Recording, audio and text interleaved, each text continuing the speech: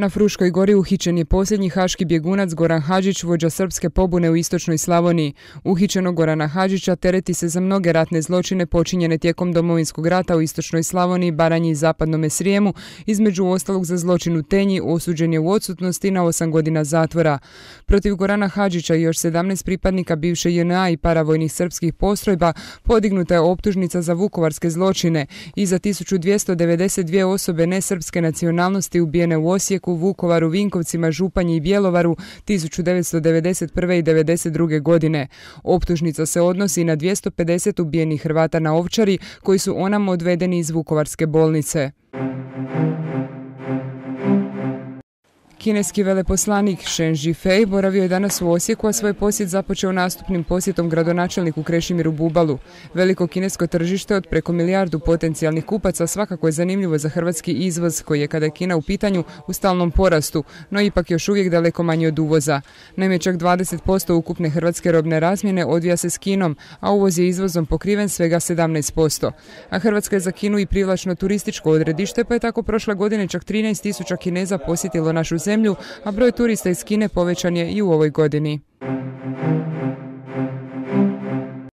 U Vinkovcima je obilježen Dan grada i njegovog zaštitnika Svetog Ilije. Na svečanoj sjednici gradskog vijeća istaknuto je kako su Vinkovci najstariji europski grad s povijesti življenja dužom od 8.000 godina.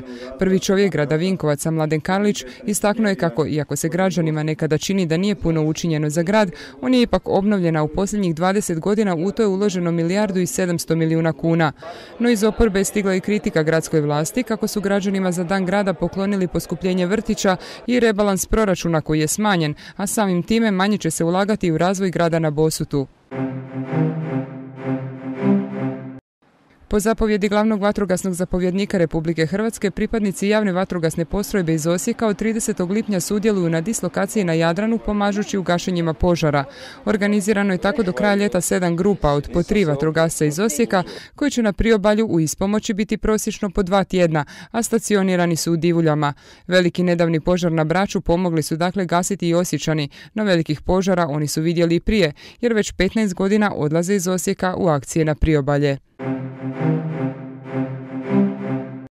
Odlukom Vijeća za elektroničke medije Osječka televizija dobila je koncesiju za rad na području digitalne regije D1 koja obuhvaća Osječko-baranjsku, Vukovarsko-srijemsku i dio Brodsko-posavske županije. Riječ je o 557.000 potencijalnih gledatelja kojima se signal Osječke televizije emitira s odašiljača Belje i Borinci.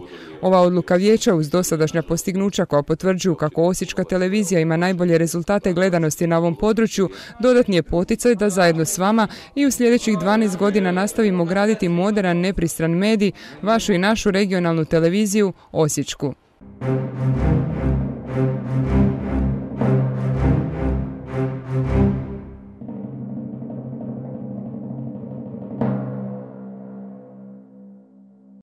Sutra će prema najavama prognostičara prevladavati sunčano, ali ipak nešto svježije vrijeme. Puhat će slab do umjeren sjeverozapadni vjetar. Temperatura zraka kretat će se od jutarnjih 17 do najviših dnevnih 26 Celzijevih stupnjeva.